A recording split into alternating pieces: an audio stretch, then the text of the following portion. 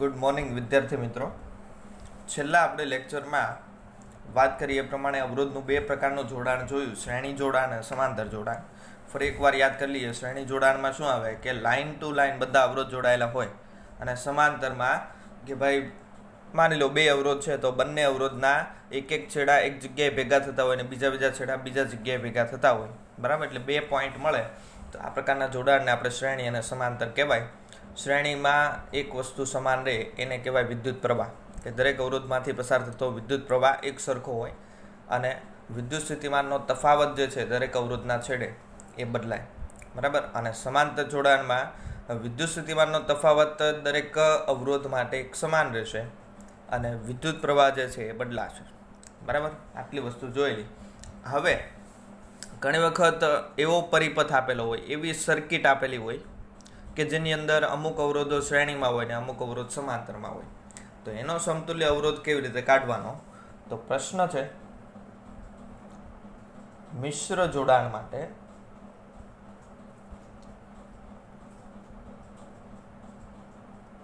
સમતુલ્ય અવરોધનું સમીકરણ મેળવો.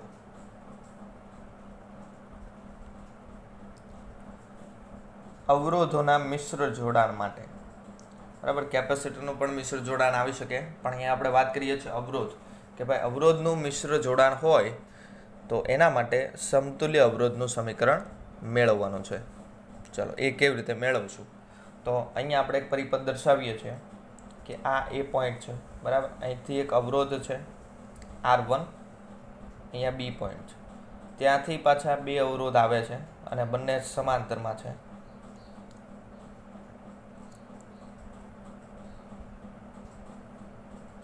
આવી રીતે, બરાબર. અને અહીંયા સી પોઈન્ટ છે, આ R2 છે અને R3 છે. ચાલો આ પ્રકારની કંઈક કન્ડિશન આપેલી છે. હવે અહીંયા આપણે વાત કરીએ તો અહીંથી I પ્રવાહ આવે છે, બરાબર. એ I પ્રવાહ અહીંથી સીધો બી પાસે જાય. બી પાસે જવા માટેના બે માર્ગ છે, ઉપર પણ જશે નીચે પણ જશે. માની લો ઉપર I1 જેટલો જશે અને નીચે આવશે I2 જેટલો. ચલો આ પ્રકારની કન્ડિશન આપેલી છે, બરાબર. તો હવે આનો સમતુલ્ય અવરોધ કેટલો થાય? જો અહીંયા I1 ઉપરથી અહીંયા જશે, I2 અહીંયા જશે અને બંને ભેગા મળીને પાછો શું બનાવે? I. એટલે વિદ્યુત પ્રવાહ જે છે કોઈ પણ પરિપથમાં એક સરખો રહેવો જોઈએ. જેટલો આપણે અહીંથી મોકલ્યો છે એટલો જ પાછો મળવો જોઈએ, બરાબર. ચલો હવે આના માટે સમતુલ્ય પરિપથ બનાવીએ. તો જો R2 અને R3 કેવા બની જાય? સમાંતરમાં, બરાબર. તો સમાંતર જે છે એની જગ્યાએ હું એક જ કોઈ એક અવરોધ વડે દર્શાવું. તો અહીંયા જુઓ, માની લો એ બિંદુ છે, એની સાથે અહીંયા R1 છે, અહીંથી પ્રવાહ જાય છે I, બરાબર. આ આપણું બી પોઈન્ટ છે. ચલો આ બંને થઈ ગયા સમાંતર. બેયનો સમતુલ્ય હું એક જ અવરોધ વડે દર્શાવું છું અને આ અવરોધ છે R' જેટલો, બરાબર. અને અહીંયા સીધો આવી જાય છે સી પોઈન્ટ. આવી રીતે પણ દર્શાવી શકાય અને આમાંથી પસાર થતો પ્રવાહ પણ I આવશે. ચલો આ પ્રકારની કન્ડિશન આપણે દર્શાવી શકાય. હવે આપણે થોડુંક વર્ણન કરવાનું છે. આકૃતિ દોરો એટલે પહેલાં વર્ણન આવે કે આકૃતિમાં દર્શાવ્યા પ્રમાણે બે અવરોધ R2 અને R3 એ બંને કેવા છે? સમાંતરમાં છે અને તેમની સાથે R1 શ્રેણીમાં જોડેલો છે. તો આકૃતિમાં દર્શાવ્યા પ્રમાણે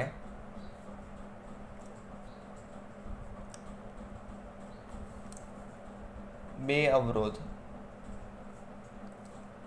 R2 અને R3 સમાંતરમાં અને તેમની સાથે R1 શ્રેણીમાં જોડેલા છે. ઓકે. હવે ત્યાર પછીની વાત કરીએ તો R2 અને R3 જે છે સમાંતરમાં છે, તો એમનો સમતુલ્ય અવરોધ તો માની લો કે R' બરાબર R2 અને R3 નો સમતુલ્ય અવરોધ છે.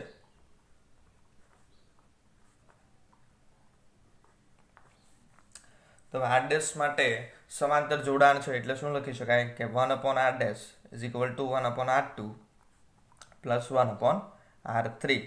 આનું સાદરૂપ આપો એટલે R' is equal to બેનો ગુણાકાર છેદમાં બેનો સરવાળો, બરાબર.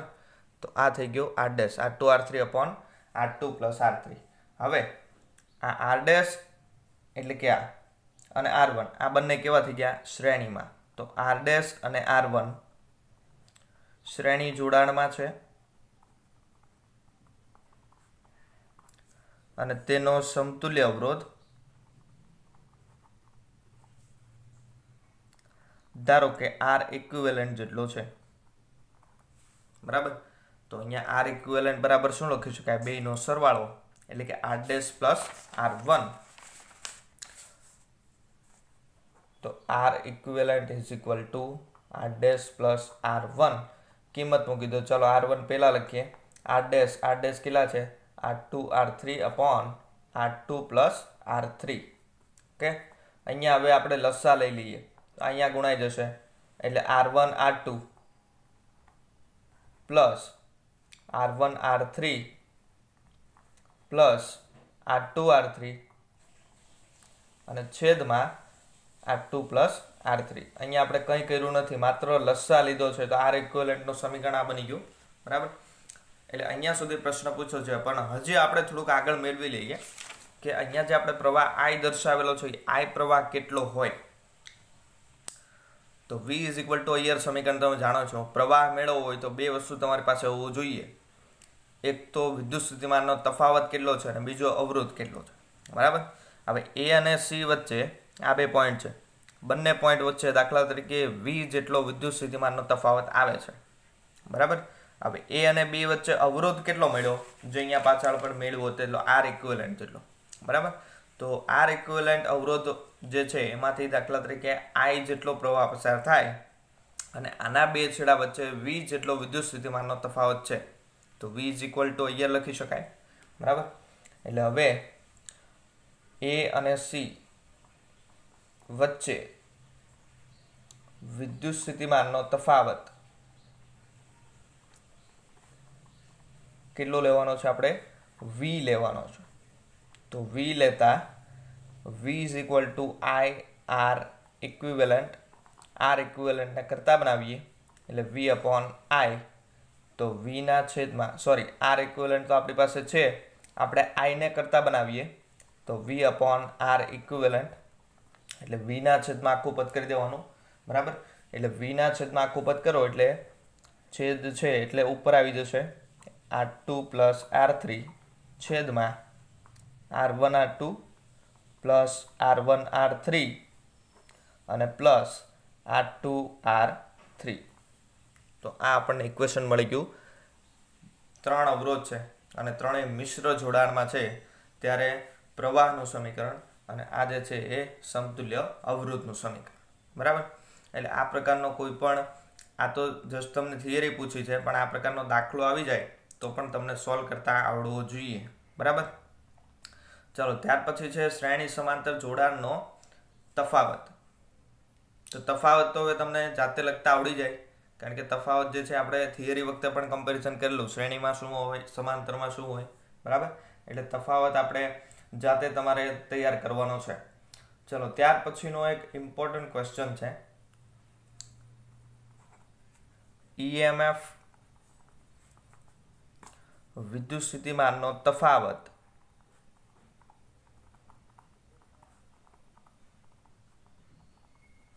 અને આંતરિક અવરોધ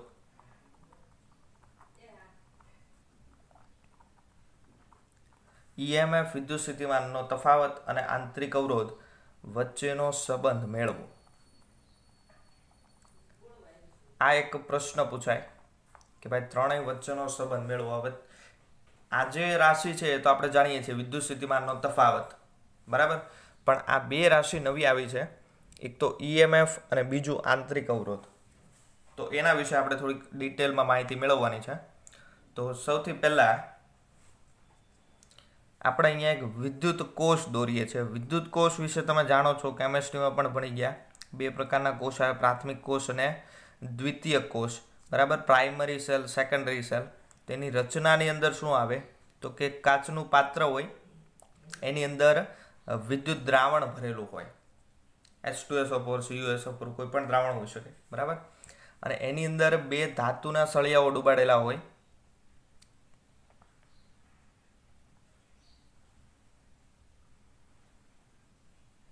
ઓકે.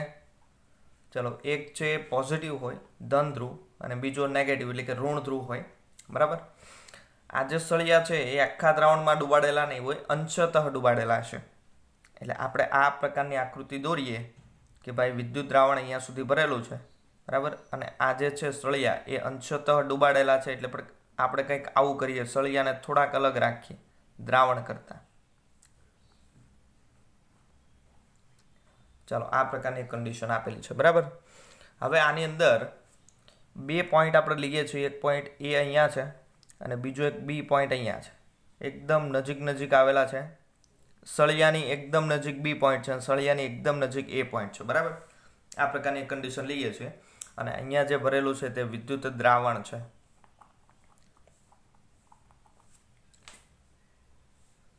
ચાલો, પહેલા તો આકૃતિ દોરી એટલે આકૃતિનું વર્ણન કરવાનું. આકૃતિમાં શું દર્શાવ્યું છે? એક સાદો વિદ્યુત કોષ દર્શાવ્યો છે, બરાબર. હવે આ વિદ્યુત કોષ છે એનું કાર્ય શું છે કે કોઈ પણ પરિપથ બનાવો તો એ પરિપથમાં આપણને એક ધારો, એક સ્થાયી પ્રવાહ મળે, એના માટે વિદ્યુત કોષ વપરાય છે. સ્થાયી પ્રવાહ મતલબ શું થાય કે આ એક પ્રકારની બેટરી થઈ ગઈ. ચલો, બેટરીને કોઈ પણ ઉપકરણ સાથે જોડો એટલે શું થાય કે પોઝિટિવ જે છે એમાંથી પ્રવાહ I જેટલો નીકળશે અને એ પ્રવાહ એ અવરોધ અથવા તો એ ઉપકરણમાં થઈને પાછો નેગેટિવમાં આવશે, બરાબર. એટલે આ પ્રકારનું આપણે કહી શકાય. એટલે પહેલાં તો આપણે એનું વર્ણન કરવાનું છે. શું વર્ણનમાં શું કરીશું કે આકૃતિમાં એક વિદ્યુત કોષ દર્શાવ્યો છે.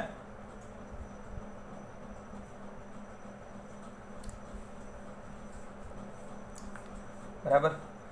વિદ્યુત કોષ એ વિદ્યુત પરિપથમાં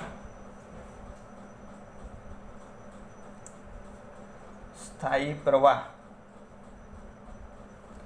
જાળવવા માટેનું સાધન છે કે એની મદદથી આપણને એક ધારો કોન્સ્ટન્ટ પ્રવાહ મળી રહે, બરાબર. તો એવું પ્રકારનું એક સાધન છે એટલે કે વિદ્યુત કોષ છે.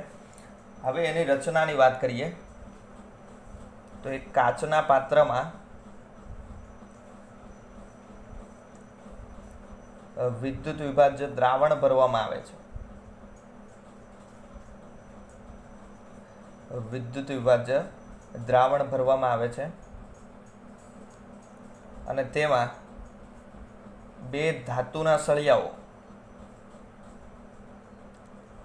આ 2 ધાતુ કેવી હોય છે? અલગ અલગ હોય છે, ઝિંક, કોપર, એવી રીતે લઈ શકાય, બરાબર. તો 2 ધાતુના સળિયાઓ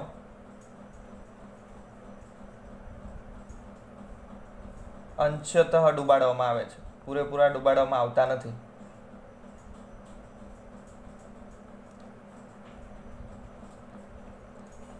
ઓકે, ચલો, એમાંથી એક ધન ધ્રુવ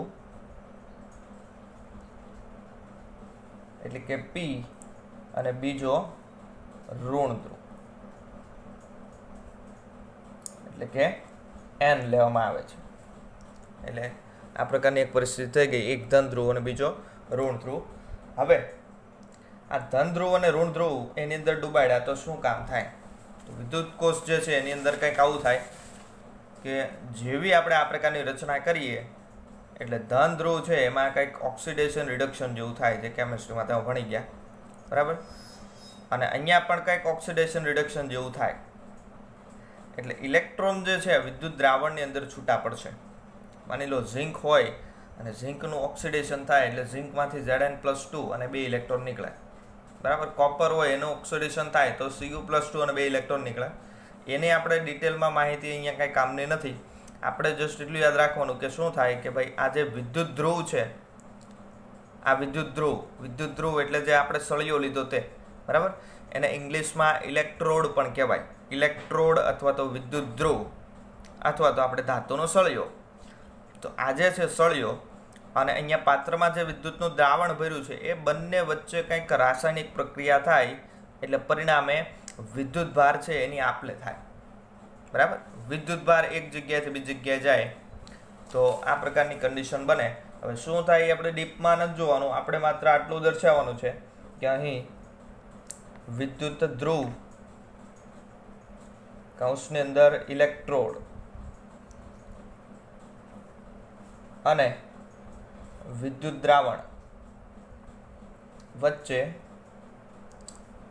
વિદ્યુત ભારનો વિનિમય થાય, કે ઇલેક્ટ્રોન છે એ આપલે થાય.